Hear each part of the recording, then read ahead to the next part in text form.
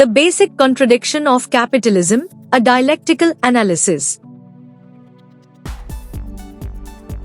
Socialism is a transitional social order which heralds the advent of communism and, above all, that market socialism is the new mode of production which can be expected to take the place of capitalism for such a long period of time as to make us cease wondering what will come after it.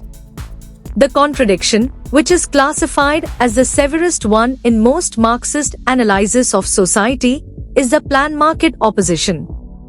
From this, it follows that the social order that will rise from the ashes of capitalism upon the solution of this contradiction must be a centrally planned and, hence, non-market system. The main aim of the analysis of dialectics is identifying a contradiction in capitalism that Marxists should categorize as the most important of all, and that this need is imposed by the fact that the severest contradiction determines what kind of production mode will rise from the ashes of capitalism.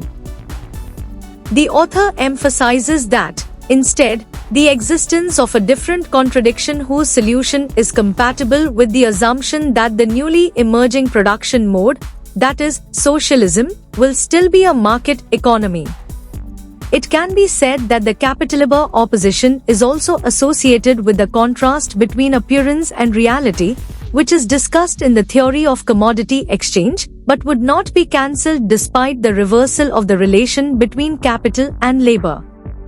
In the conclusion, the distinction between socialism and communism must be accepted by any Marxist wishing to come to terms with globalization was first made by Lenin. The author mentions a seldom quoted article that Lenin wrote after his experiments with wartime communism and the NAP, and in which he spelt out that cooperation is socialism. Introduction.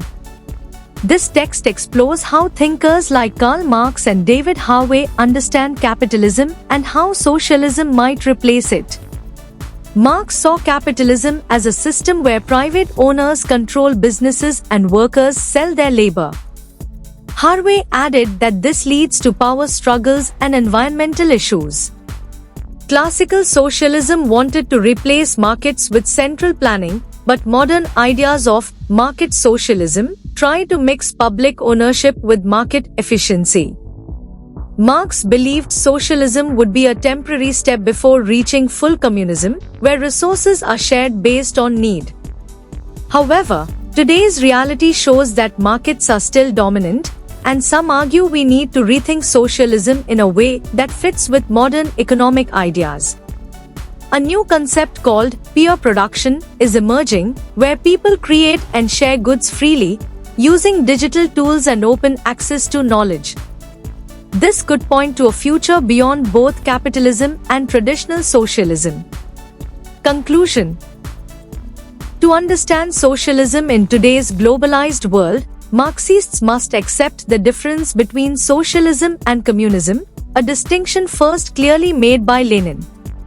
Near the end of his life, Lenin suggested that socialism could mean a system of cooperative businesses working within a market, with some state oversight.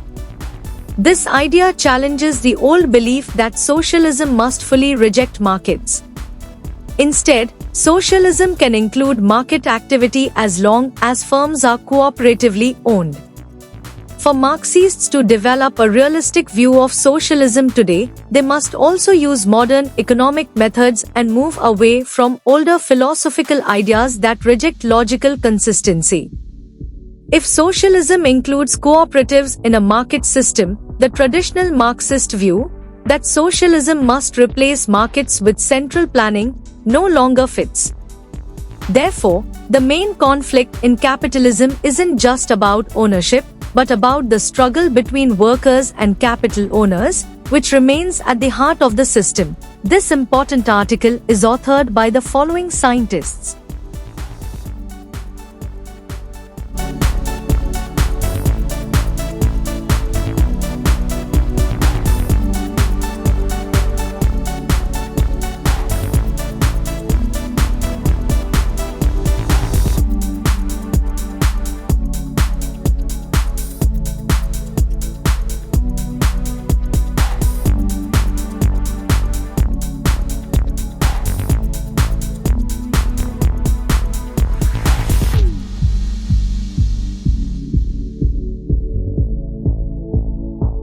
you for watching this video. Please subscribe to our channel BP International to watch more videos in the fields of science, technology and medicine.